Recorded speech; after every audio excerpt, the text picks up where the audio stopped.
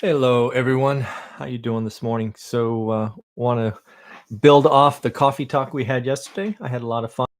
I am trying to figure out the best way to initiate these live streams and get an audience. So yesterday, you saw I tried to schedule an event, and then because I'm a technology idiot, could figure out where the start now or the go or the whatever button is for YouTube live scheduled events. So that was a big fail. Yesterday, I sent out a note via Facebook and I think LinkedIn, trying to see how many folks we can get on board, committing to a 7 a.m. start. Today, I did something different. I just sent it out to my YouTube subscribers via the community page. And I think that was it. So we'll see where this goes. Um, we'll see if anybody joins. Otherwise, we will just record it and we'll just have a good time. So with that said, I have a bunch of topics. I did get one email from a student kind of asking a question. So I'll do a few things and then we'll get into that one just in case he joins a little late. So first off, like I'm starting to do a lot of my presentations, I am going to start with an uncomfortable truth. I think real estate investing has lots of these, and more and more I'm discovering more and more of them all the time. So today's uncomfortable truth to talk about is vanity metrics. This is an interesting topic for me because I failed to realize it until very, very, very recently. We're talking like 60 days ago was the first time I realized that I was making an error. So again, real estate investing and real estate in general as an owner has lots and lots of vanity metrics. The one that I was falling into was unit count. If you had followed me for any length of time, you know that even in my goals, right, for this year, I had unit counts. I don't remember them exactly, but it was probably add 10 units or maybe add 15 units to the portfolio. And well, again, I'd always thought in units. Heck, the name of my book is One Rental at a Time. So I'd always thought quantity.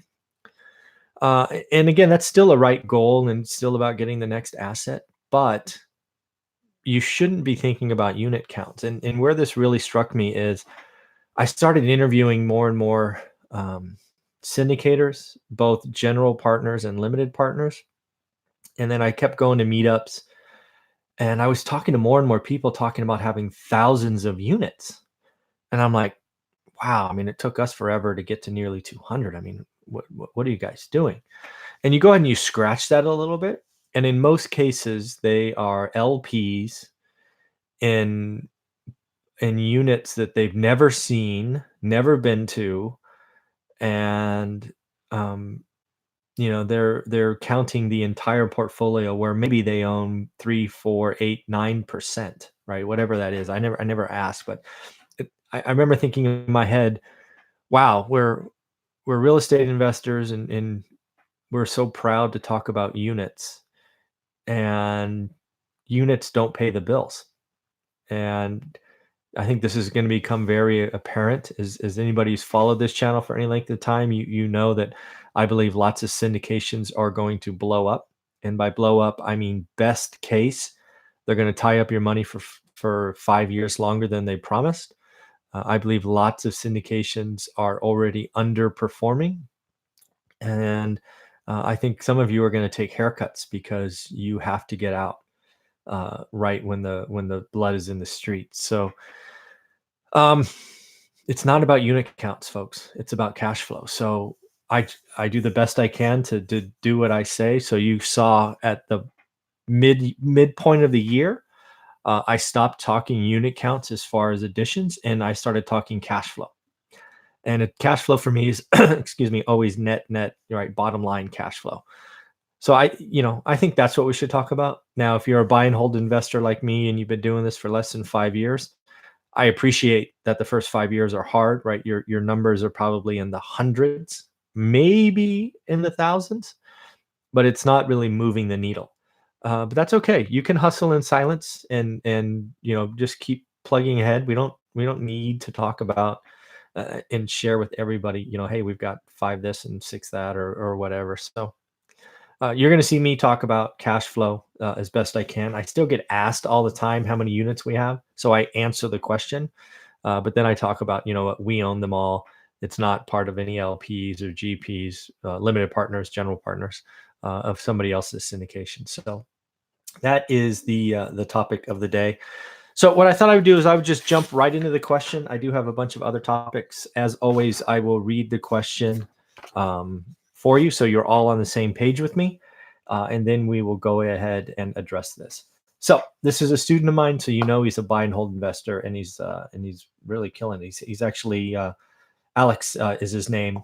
Is actually corresponding with other students in the private Facebook group, which is so much fun to see. Alex, I appreciate all of those comments and help you give others. So here we go. I'm a buy and hold investor. I don't do flips or wholesaling or anything like that. Asset prices in general have risen much higher than rents in my area since 2011. Yep, right there with you. Yields have dropped from 6% to less than 4%. First up, we all need to stand up and applaud Alex. Right? He is doing exactly what I teach students to do. Figure out what your market is producing. And this is how we build confidence. This is how you know how to take action.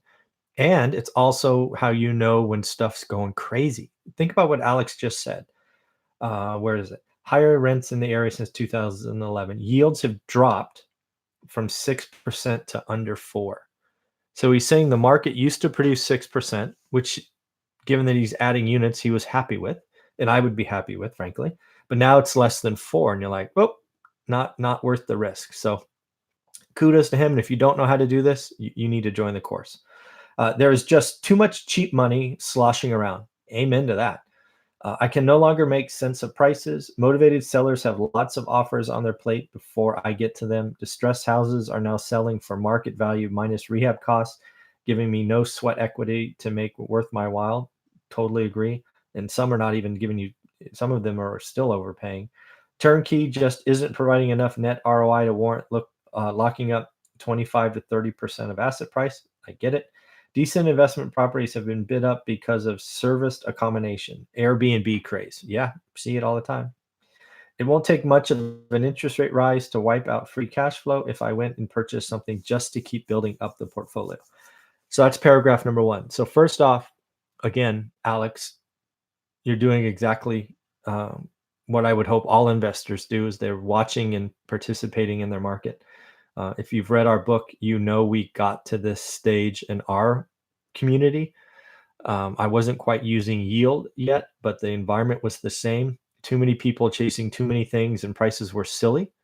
So we hit the pause button. Now, again, I'm going to read the next paragraph in a minute, but just realize that hitting the pause button when you are informed and your market is producing less than 4% and you have experience knowing that that won't last forever, it is 100% okay to hit the pause button, but you have to keep looking, because when it changes, it'll change overnight, and you'll see you'll go from earning less than 4% to earning 8% in what felt like the snap of a fingers.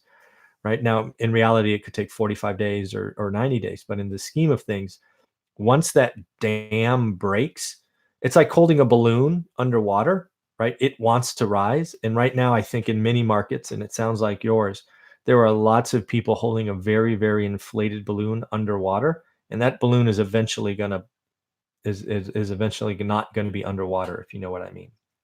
So let me keep going. So I've stopped bidding and now watching, waiting, keeping on top of my market. Stop bidding, I'll be honest, bugs me a little bit. I get what you're saying. You're basically saying everybody's bidding up and all of that. Maybe instead of bidding, maybe you make some phone calls or something. I just think you have to know, because what's gonna happen if you do that is you're gonna get early indications of something changes, right? When you're doing it today, you're like, nope, you're 17th on the list. You're so low, it's not gonna happen. But what you'll see over time, when that balloon is starting to fight to get out, pretty soon you'll be, you know what? You're the second highest bidder. Or yes, there's somebody ahead of you, but it's really shaky. Or you're just going to miss indicators that it's about to burst. So again, I don't like the stop bidding. I just don't like that, right? You have to stay in the market. And and sounds like you're okay not getting things, right? Just don't let it bother you.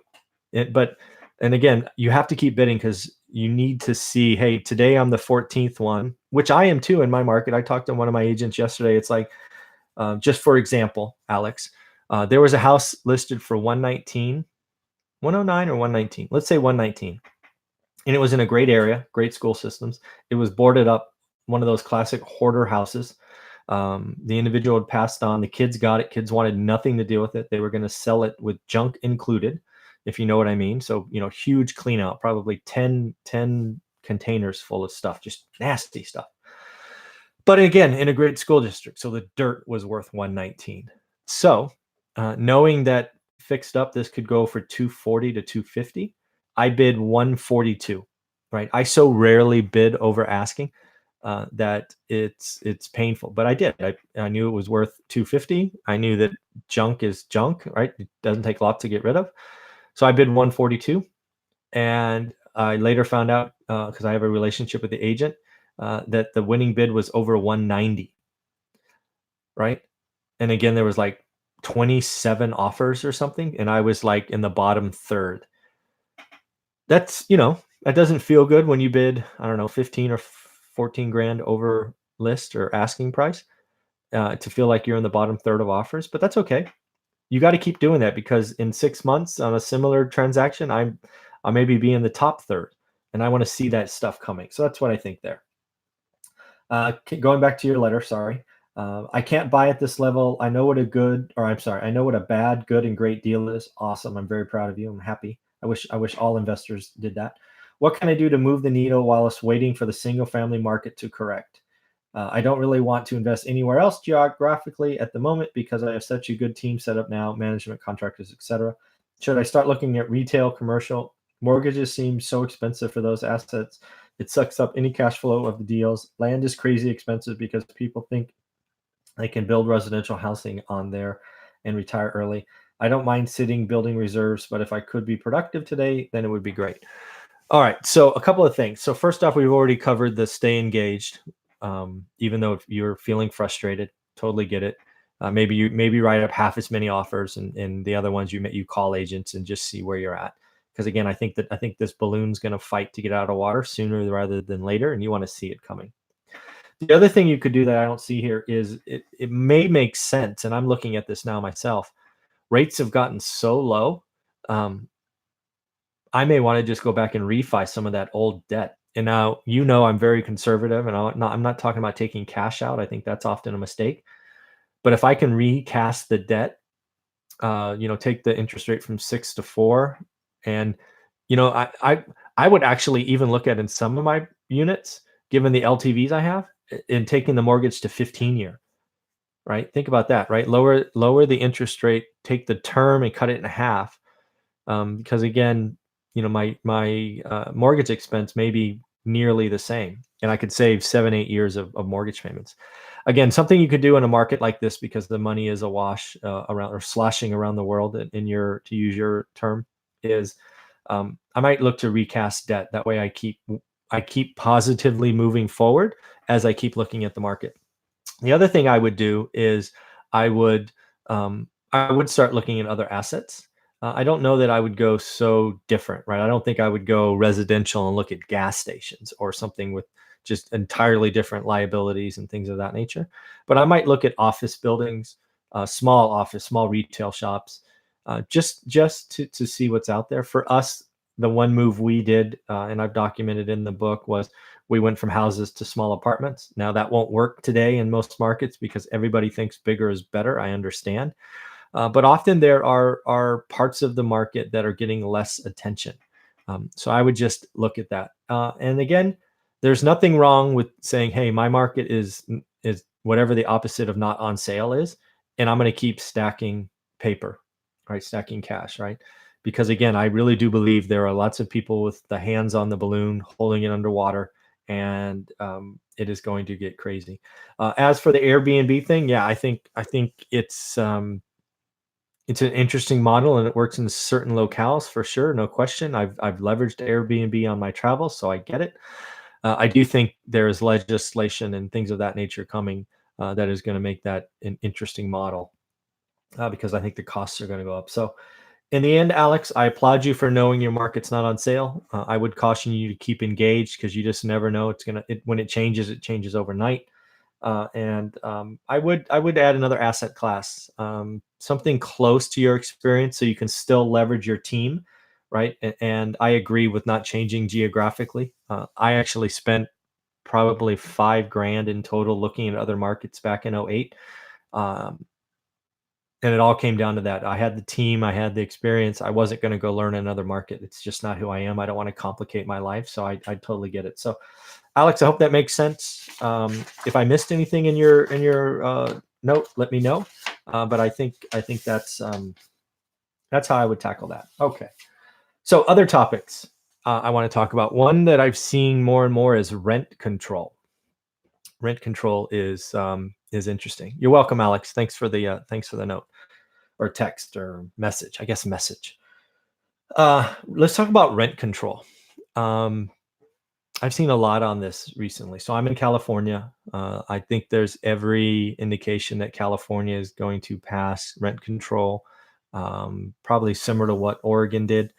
Um, Probably here in the next month or so, right? I think the House needs to pass it, and then good old Gavin Newsom's going to sign it. So in general, I don't think rent control is bad. If you followed my story at all, you know I came from very, very humble beginnings. So I service, folks of modest means. So I am for rent control that makes sense. When in doubt, I default to the tenant side, um, in general, in most cases. Although I have to say, I just read something about some emergency rent control in New York. And this is the first time I've seen someplace go too far. So realize it's one article I read. It could totally, totally be fake news. I don't know. I didn't validate the source. I read it this morning, so I didn't have time to validate it. But in general, New York, for the first time, um, has taken rent control too far. So as I understood the emergency order, this is basically what it said. So basically, in today's world, so I think there were 3 changes. The first one, I don't know, it's fine. Basically, I guess the old rule in New York was if the tenant didn't pay and you as the landlord went up and talked to the tenant and said, "Hey, where's my rent?" That counted as a legal notice to pay, right? The clock started. Um, what they have since done is basically said, that's not enough. You need to have a legal notice posted, which makes sense. I mean, that's how it works in California. You can't just say it. So I think that kind of makes sense. It now does add cost to the landlord, right? Because you're going to have to get a firm or a runner or somebody to do the legal posting. So that is added cost for the New York landlords, which I'm sure they're not happy about. But again, I don't think that I don't think that's unfair, right? Who's to say a conversation, this or that, or he said, she said? So I think a legal notice that's auditable and trackable, you can take a picture of, and all of that, I think makes perfect sense. This is where it kind of gets wonky, though. If I read one article, but the second change was, it seemed like tenants no longer had to pay late fees for some reason, right? If you're late, the clock starts, then you go to court. All you had to do was come in and pay your rent, right? That 1 month rent. Let's use $1,000. There was no late fees. There's no accumulation, uh, and you're good to go. If there's no penalty for being late, why does anybody pay their rent? I mean, that's so illogical to me, and I'm afraid what is going to foster is what I call, or what the industry calls, professional tenants. So some landlords are gonna have tenants that they're taking to court every month. If this rule or tweak to the rules is true, why would anybody in New York pay their rent? I mean, think about that. If I don't have to pay my rent, or wait, so I have a rent due on the 1st. I don't pay it. So let's figure by the 15th I've been notified and the clock has started. Then we go to court, figure that's 2 weeks later, maybe 6 weeks later. I have no idea how backed up the courts are, but they're about to be a lot more backed up. Then we go in, we have our day in court, and the judge says, "Sorry, tenant, you're at fault. Go ahead and pay your rent. And you go, okay, here's $1,000. But I've just gotten 6 weeks free or 8 weeks free or whatever that is, and there's no late fee. That's crazy. Here's where it really goes too far. No longer can the landlord charge the tenant the attorney fees. What? I mean, so I don't have a late fee and I don't have to pay the other legal fees. Again, I go back to why the heck would anybody in New York pay their rent? I don't get it. I mean, that's too far. And again, I am on the tenant side. But as a landlord, you need that your mortgage still has to be paid on the first, your water bill still has to be paid, your electricity, all these things you have to do still has to be paid, right? Nobody's going to give you a notice. So I think that's the first example of rent control that I've read recently going too far, right? There's no penalties, no late fees, no accumulation of legal fees. That's frankly, that's frightening. If that ever happened in California, over, right? People would be selling like crazy. So that's New York for you. I will not be investing in New York for sure. um, then I got a notice on Sacramento, right? So first off, California is enacting rent control, near as I can tell, but also some districts. In this case, Sacramento is in adding more restriction as well. So a couple of things I read about Sacramento is they're capping rent increases. Basically, it's a maximum of 6% plus basically West Coast inflation or CPI or whatever it is, but they're maxing it at 10%. Which again, as a raw number, that makes sense, right? The highest I think in the article I read has been 2.9, so you could raise it 8.9%.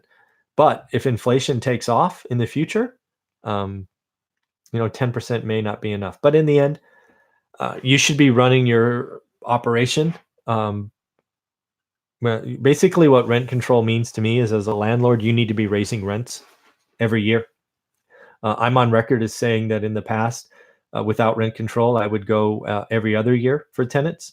But now rent control basically says landlords, you are supposed to raise rents every year. So that's going to happen. So once again, legislation from folks who don't own the asset is going to hurt the people they're trying to help. So that's interesting. The other tweak that I saw in the Sacramento rent control was they're basically going after new landlords who are buying old buildings, right?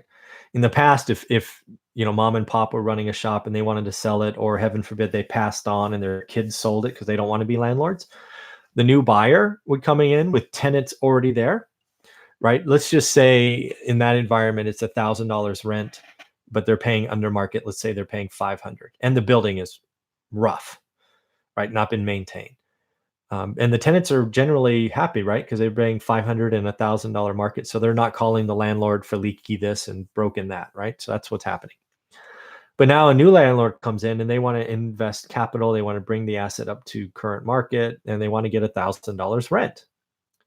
Today, if the tenant's been there less than a year, you can give a 30-day notice to vacate, or if they've been there more than a year, you have to give a 60-day notice to vacate, which is fine. What I'm seeing now in the Sacramento rules is if you're going to be doing a major remodel like that, now they didn't list out what the remodel was. They just said major remodel. So there could be rules inside that, but who knows? You have to give a 120-day notice, right? Or 4 months. So again, all this needs to be calculated into your things and managed. And I'm not so heartbroken about that, as long as the rules are the same. And if you're going to be buying an asset that's trashed like that, as long as you can get tenants out, because again, right, doing a full remodel with somebody living there is not easy to do. So, is 4 months unheard of? No, I don't think so. Would I've liked it to be maybe 3 months? Yeah, I think 90 days would have made sense, but if 4 months is the rules, 4 months are the rules. So new landlords just have to come in and that's carrying costs, right? If you're coming into this with hard money or private money, you're going to have 4 months of carrying costs before you can do anything. That's expensive. So that's just going to mean less and less people are taking on these slumlord projects. And frankly, that's good for me because I can have the capital, the carrying costs. It's fine. But again, I think in general, uh, I think in general, rent. Let me just give my general opinion about rent control. Um, I think in general, rent control hurts the people it's trying to help. We are trying to solve a affordability housing problem by attacking existing housing stock. That is that is so backwards. It is comical. If we already have not enough housing and then you put restrictions on existing housing, you're not attacking the problem. I can only speak to the area I'm in, and that's California, but I think in general this applies. We have a unit problem, right? We don't have enough units of affordable housing.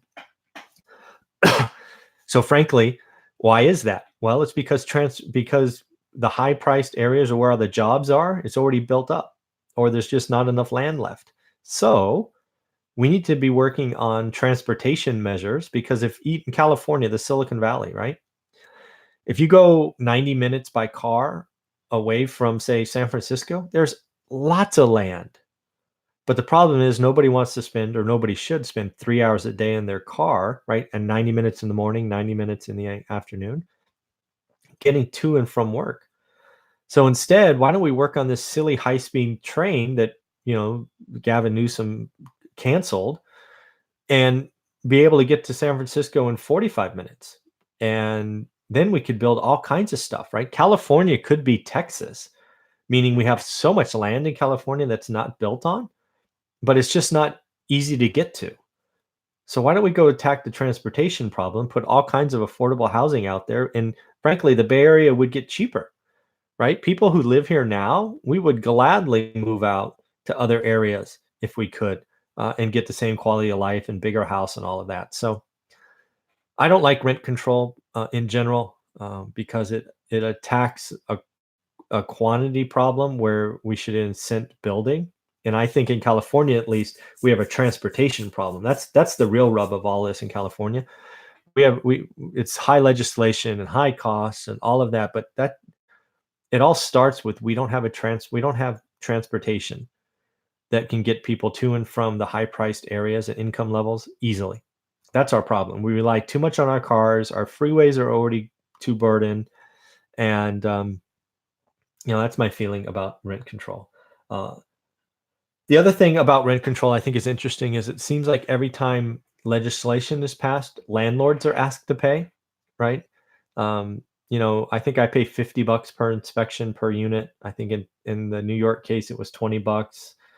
I just wonder what would happen if rent control forced tenants to pay $5, right? Or heck, they paid $20 or $50. And maybe they got their money back if the inspection was flawless, right? If you were cleaning your house and there were no broken things. I wonder what would happen then. I just wonder. Why did I think it's malicious to think, just generally speaking, that landlords have deep pockets. I can tell you lots of landlords are running their operations in the red, and adding more cost to that is getting them one step closer to getting out of the business, which again hurts tenants. So I don't think that'll ever happen, right? Legislation likes to get lots of votes, and tenants vote. So I don't see them passing legislations where tenants pay the fees, but in the end, they're going to pay one way or another. And I was just thinking about that. Uh, so the other thing I want to talk about is I have a book report challenge, right, for kids. It's not very well participated in, and I'm giving away $100 for winning book reports. So do me a favor. Let me know how to do this better. I really believe if we can get kids, college and younger, to read this book and then start having conversations with their parents, we could help the next generation. Right? When I was growing up, um, nobody talked to me about this. I thought the right answer was go to school, get a good job, make a lot of money, and be happy.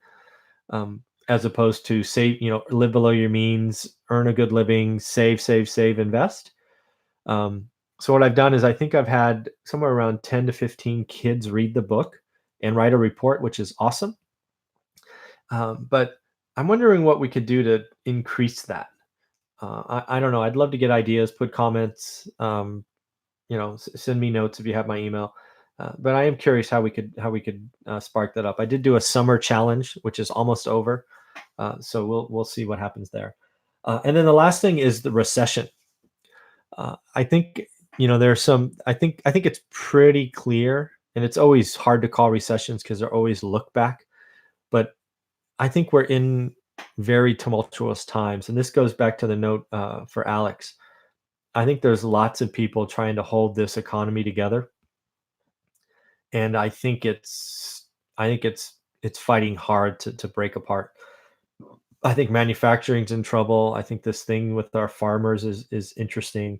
I think a lot of the consumer based economies or companies like Disney and Uber, which I talked about earlier in the week, are flashing at least yellow, if not red flags.